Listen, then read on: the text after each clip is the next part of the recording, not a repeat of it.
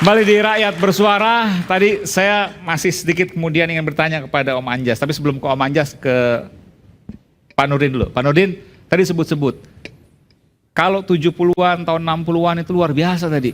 Lawan Manchester United 0-0, betul ya Om Anjas ya? Lawan Uruguay menang 2-1. Lawan Ajax Amsterdam 0-0. Oke. Sekarang Bang kita, Aiman, ini saya pengen nanya ke Ya, Bung Anjas. silakan. Ini kan selama ini kita ini didinabobokan oleh mitos bahwa Indonesia zaman dulu hebat banget. Oke. Lawan Rusia, lawan Uni Soviet kita bisa tahan semua. Tapi kenapa Indonesia itu nggak pernah lolos Olimpiade, nggak pernah lolos Piala Dunia? Oke. Yang lolos Korea Utara, Korea Selatan. Jadi ini kami anak-anak muda sekarang ini semacam, ini benar nggak sih dulu kita hebat? Kok nggak pernah lolos Piala Dunia gitu loh. Nah, kalau yang Om Anjas katakan itu mungkin level pertandingan persahabatan lawan Manchester United. Ya kan era komunikasi sekarang terbuka. Ya, Kita ya, bisa ya. tahu gitu kan. Jadi sebenarnya kehebatan timnas Indonesia di masa lampau itu juga debatable. Dia bisa berupa mitos atau memang saya sampai sekarang itu membayangkan seorang Ramang itu, wah katanya kayak Pele, katanya kayak Eusebio. Tapi kenapa nggak bisa membawa Indonesia ke Piala Dunia gitu loh. Nggak bisa tampil di Piala Dunia 66, nggak bisa tampil Piala Dunia 70. Kalau Indonesia sedemikian mendominasinya Asia, lebih hebat daripada Jepang, Korea. Yang lolos Korea Selatan, bos, ke Piala Dunia. Nah ini juga debatable. Oke. Bagi saya, sepak bola Indonesia ini justru sekarang ini yang luar biasa. Kita bisa lolos semifinal U23 itu bukan hal yang kaleng-kaleng gitu loh. Jadi saya pikir inilah masa keemasan sepak bola. Sekarang saya tanya Manda, Iya. Pak Taun Sintayong ngelatih ada goal getter kita nggak? Ya, Tunjukkan goal getter kita siapa? ya, kan saya nggak dalam konteks nanya goal Anda getter. tunjukkan, kan dia bilang hebat. Coba tunjukkan sama saya goal getternya mana? Nah, sekarang saya tanya balik kepada Bapak. Kita pernah punya almarhum Ricky Yakobi, katanya Kurniawan Dwi Julianto hebat. Pernah nggak mereka di masanya bawa Piala Asia ke semifinal Indonesia? Nggak pernah juga, bos. Bukan, ini aspek. Anda nggak lihat pertandingan-pertandingan. Mutunya kita ini sekarang di bawah. Anda lihat kita tuh parkir bus, ya kan, main bola ke belakang, main bola ke depan. Ini Oh, banyak. kalau saya lihat dengar baik-baik. Kita ini banyak ditolong wasit. Nah sekarang gini. Ditolong wasit, maksudnya gimana? Mbak, Tolong wasit itu gol-gol banyak yang offside. Di U23 atau apa? Aiman gini, Man. Kan ada Ya. VAR. Gini. Iya, VAR itu kadang-kadang Sebentar, Pak. bisa dipercaya, bisa tidak. Jadi VAR ini contoh waktu Jepang lawan Spain di Qatar. Bola sudah out. Jepang bikin itu disahkan sama FIFA. Spain 30 cm lewat dari garis itu. Satu lagi. Portugal lawan Korea. 2 gol Korea 1 meter, 1,5 meter. Pemain Korea itu di belakang, semua pemain belakang Portugal. Offside, VAR diam saja. Boval di tackle sama Fernandes. Waktu Maroko lawan Prancis. Menit ke-8. VAR tidak tiup. Waktu Mbappe bikin gol sama Argentina, gol kedua, ketiga. Mbappe volley bola itu 1 meter di belakang semua pemain Argentina. Jadi VAR ini juga pun tidak bisa dipercaya. Dan Indonesia diuntungkan oleh kejadian-kejadian itu. Ya, Ada banyak. Kalau Indonesia waktu main sama Contohnya mana? Mungkin Om Anjas punya data. Misalnya offside tapi tetap dianggap gol jadi misalnya. saya lihat waktu pertandingan apa ya? Korea? Oke. Korea diam saja karena itu gol, dia bilang offside yang pertama. Terus udah ngerayain 5 penalti, Ya. itu disahkan, Korea kalah. Tapi Korea diam Koreanya. Nah kita diributkan karena kakinya si Sananta 30 cm. Di dalam peraturan sepak bola, orang sejajar aja sama pertahanan itu offside. Sejajar pertahanan. Sejajar offside. saja offside. Jadi kita itu kita ribut masalah itu. Satu lagi, itu kalau ada orang si Ricky Ridho nendang kaki itu kartu merah. Nggak boleh itu, nggak boleh. Jadi banyak kita dibantu. Ricky Ridho bukan udah kartu merah dia? Kena kartu merah sama siapa ya? Dia kena kartu merah ya. Artinya sudah wasit waktu itu sudah berlaku benar dong, tidak diuntungkan. Saya pikir tidak itu benar. Indonesia. Dia nggak anu. Oke. Terus ini yang pertandingan saya minta ini diberitakan tidak tertutup karena di dalam satu pertandingan. Ini yang nanti di Indonesia gini ya? Ya lawan Gini ini. Jadi saya minta itu supaya itu terbuka. Terbuka karena apa? 25 yang ada di dalam lapangan itu Iya. kelihatan gestur tubuhnya kalau dia berbohong. Makanya saya minta ini pertandingan selalu terbuka. Maksudnya curiga sepak bola gajah atau gimana? Enggak, bukan saya curiga sepak bola gajah. Terbuka dan kita melihat bagaimana pertandingan itu. Karena yang diutamakan itu adalah kejujuran di dalam pertandingan. Prestasi itu dicapai harus dengan jujur. Saya minta begitu. Bukan saya tetap saya mau Indonesia menang, tapi Pasti. dengan yang benar. Nah, problem kita ini sekarang masalah yang Gini ini, Ya. Gini ini dia selevel Mali. Mainnya petarung, lari sepanjang pertandingan, badan besar-besar. Jadi anak-anak PSSI ini mesti pintar. Pintarnya gimana? Coba pergunakan one touch-nya, satu sentuhan. Hadapin dia juga dengan bertarung. Jangan diam. Harus bertarung. Orang bertarung ditekan terus, dia pun grogi juga. Tapi Om, saya mau tanya juga tadi, pertanyaan saya mengusik saya juga. Kalau tadi dikatakan zaman dulu itu luar biasa, lawan klub-klub pertandingan persahabatan atau apapun itu. Tapi kenapa juga nggak tembus-tembus Olimpiade? Bahkan Piala Asia juga tidak pernah, betul? Jawabannya sederhana, development sebetulnya. Maksudnya? Ini zaman dulu kita bicara ya? Iya, artinya sepak bola berkembang, sepak bola modern berkembang, sport science ada sekarang. Bahwa zaman dulu hebat di masanya, udahlah kita bicara itu. Sekarang kan kita ada- bergerak ke modern. Betul, saya sepakat. Jadi Tapi ada pertanyaan juga, kenapa kemudian kalau dikatakan hebat tidak tembus-tembus di ajang internasional, Piala Asia, Olimpiade dan lain sebagainya? Iya, saat itu tidak tembus. Bahwa ada kualitas-kualitas di masa itu juga harus kita akui. Tidak ada Ya. pertandingan Jadi- Piala Asia itu nggak ada. Nggak usah kita perbandingkan ketika masa berubah. Seperti misalnya Pele dengan Maradona, mana yang lebih baik? Saya pikir mereka juga bintang di masanya. Ya. Semuanya berbeda. Dengan Messi juga beda. Situasi pertandingan bolanya udah beda, pressing game-nya udah beda gitu loh. Nah, saya mau berhenti itu. Sebetulnya dari topik pembicaraan acara ini ada yang menarik yang Bang Arya sampaikan tadi dengan kaitan topik dari acara rakyat bersuara ini. Bang Arya tadi kalau perhatikan mengatakan bahwa dari Qatar 23 ini Uzbekistan menginspirasi. Lalu cerita tentang FC Olimpik itu yang 3 tahun gitu loh.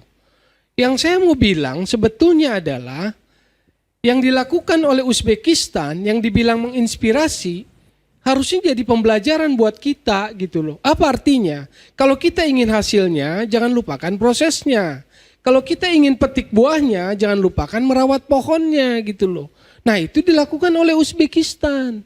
Uzbekistan bukan cuma 3 tahun ini bina sepak bola sehingga kemudian kemarin dia bisa ke final kalahin kita.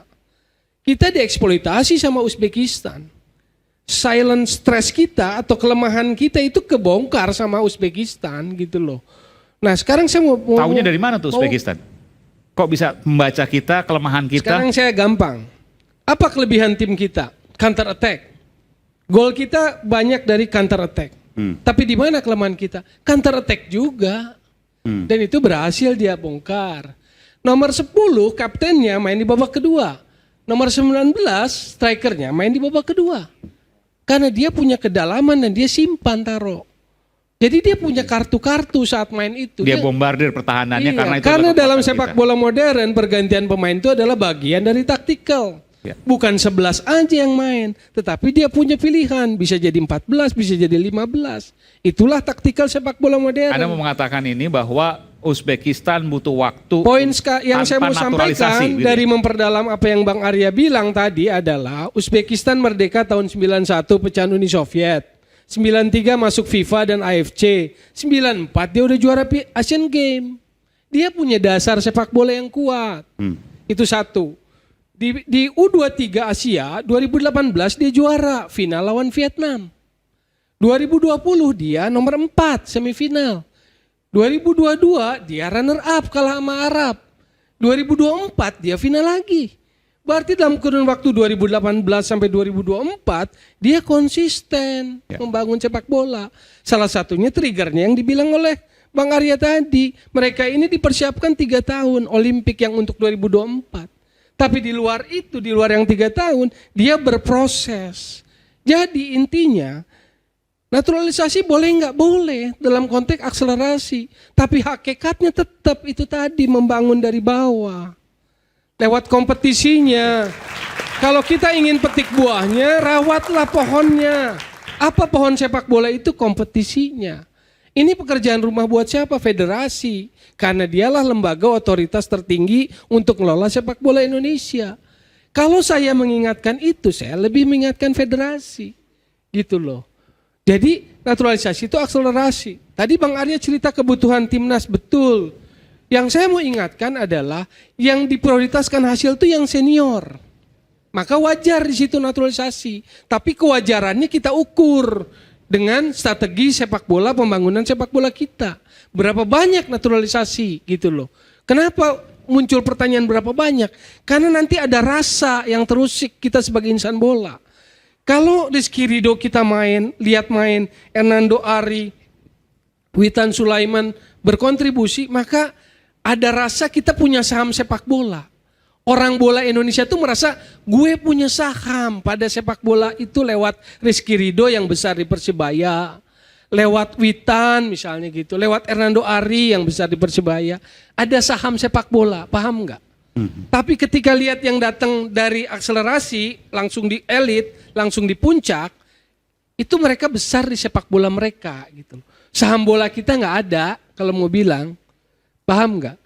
Jadi kita bukan dalam posisi, makanya saya selalu terganggu dengan pertanyaan dangkal, Anda pro, Anda anti gitu loh. Kalau awam boleh ditanya begitu. Saya pengamat bola dari dulu gitu loh.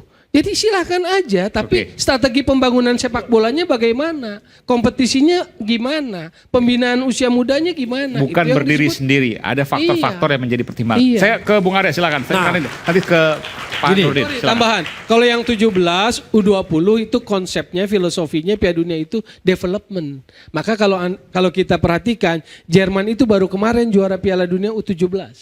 Tapi seniornya kan keren dia. Ya. Udah 4 kan? Karena dia nggak lihat itu final. Mereka mau incarnya yang utama. Karena abis itu pemain 17 itu pada gede tuh di Bundesliga. Pada matang oleh kompetisinya. Baru nanti mereka dapat juara di senior. Jadi U17 itu baru kemarin Jerman itu. Karena mereka menganggap negara-negara maju itu development. Dan konsep FIFA pada Piala Dunia U17-20 itu adalah development. Jadi yang didorong tuh itu. Pesan yang didorong dalam pesan sepak bola tuh develop lah. Masing-masing negaraku, negara anggota FIFA, bangunlah sepak bolamu gitu. Bahwa di atas naturalisasi, oke, fine. Tapi itu pun kan akan menimbulkan pertanyaan-pertanyaan. Seberapa banyak, bagaimana dengan kompetisinya dan sebagainya. Karena itu tadi yang Bang Arya sendiri cerita. Uzbekistan itu menginspirasi. Kenapa? Karena dia merawat pohonnya. Maka dia memetik buahnya. Oke, silakan. Nah, justru kalau kita sebenarnya nggak perlu lagi dipertentangkan antara dia apakah naturalisasi atau enggak. Karena tadi kita punya kebutuhan 150 orang tadi. Jangan lagi dipertentangkan. Justru kalau kita pertentangkan, itulah yang jadi nanti ada terus pertempuran-pertempuran, perpecahan. Dan nanti dibilang bahwa tuh lihat naturalisasi, tuh lihat lokal, lihat ini. Jangan lagi. Justru kita ini ada diskriminasi yang terjadi di sepak bola. Kalau kita buat seperti itu. Justru ketum itu sangat pede loh sama liganya. Buktinya apa? Kemarin waktu ke Piala Asia kan dia stop itu liganya untuk dapatkan pemain. Itu bukti bahwa ketum itu percaya sama kualitas liganya. Makanya dia tarik tuh. Berarti stigma lokal pride itu runtuh ya? Ya gak ada, jangan lagi. Top. Jangan lagi kita punya seperti itu. Pokoknya dari manapun pemain mau kita ambil, itu adalah pemain timnas Indonesia. Udah kita hentikan perdebatan itu. Nah, sekarang tinggal kita cari dari mana sumber-sumbernya. kompetisi, saya sepakat, kita semua di PSSI sepakat, Pak Ketum juga sepakat bahwa ini harus kita benahi dari youth development. Dan kita sebenarnya beruntung ini, kenapa? Tadi saya bilang bahwa, tadi benar Bang, ini satu sisi tadi Bang Ketum juga mengatakan bahwa founder Ketum kan gitu ya. Kalau di Amerika itu nggak pernah namanya mantan, nggak ada bro mantan. Ya, bahwa Bang Nurdin Halid, bahwa ada keuntungan kita dengan U23 ini usia 20 sekarang rata-rata. Apa keuntungannya? Kalau nanti dia main tuh U23 berikutnya, masih bisa bos. Dan dia akan lebih matang daripada yang sekarang. Jadi kita sekarang ini punya pemain untuk 5 tahun mendatang. Ini kita punya, kalau kita jaga dengan baik ya, rawat dengan baik ini akan jago makin ke depan, tiap tahun makin jago. Harusnya makin jago, apalagi timnas senior. Dengan rata-rata 23. Artinya dia masih punya ruang sampai 5 tahun ke depan, sampai usia 28. Dia makin matang dalam permainan. Jadi kita harusnya melihat bahwa ini adalah pemain-pemain timnas kita yang lagi dalam proses usia emasnya. Tapi kita perlu tambah ini semua nih pemain-pemain ini. Menutupi yang tadi itu supaya jangan cuma 11 atau 14. Maunya 22 pemain itulah ditukar apapun jagoan semua. Dan pergantian bukan karena kelelahan atau kurang kualitas. Tapi memang bagian dari strategi. Nah itu yang harusnya itu yang benar. Nah itulah yang akan kita bangun. Jadi asal SDM-nya itu yang mumpuni, asal maju apa lebih bagus dari yang di lokal itu nggak apa-apa, itu bagus. Tapi asal yang mumpuni, yang Kalau punya itu Bang skill. jangan khawatir. Abang lihat kemarin ketika kita ngalahkan Vietnam 3-0 di Vietnam sendiri di Hanoi. Itu masuk yang namanya Tom Haye, masuk Jai Ijes, masuk Orat Mangun, langsung 3-0 Vietnam. Itu bukti. Jadi itu yang signifikan memberikan perbedaan ya. Bukan ST gitu ya.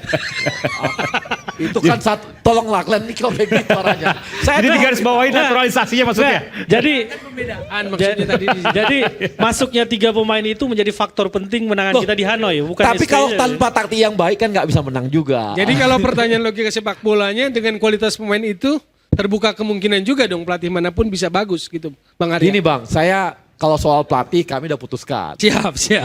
Kami udah putuskan, kami profesional, KPI-nya dia sampai 8 besar, tercapai, harus kita hargai, bahkan masuk semifinal, kan semua harus dihargai. Kalau kita seperti itu, tapi yang pasti ya, ini artinya kita harus tutupi terus nih pemain-pemain kita. Dan kita harus cari dari manapun harus kita cari, nutupi ini. Liga kita perbaiki, youth development kita perbaiki. Tapi Bang, Ini PR-nya besar. saya pengen ngelurusin nih karena ada beberapa isu-isu yang nggak sedap juga. Jadi proses masuknya naturalisasi ini beda dengan Jerman, Perancis yang dinaturalisasi. Mereka kan dari kecil di Jerman, di Paris, di Perancis kemudian dinaturalisasi. Jadi ada isu bahwa naturalisasi ini pemainnya dicari oleh agent dan ada deal-deal kontrak khusus dengan pemain-pemain Maklar. naturalisasi. Apakah benar Nah, sesaat apakah lagi ini rakyat benar, bersuara?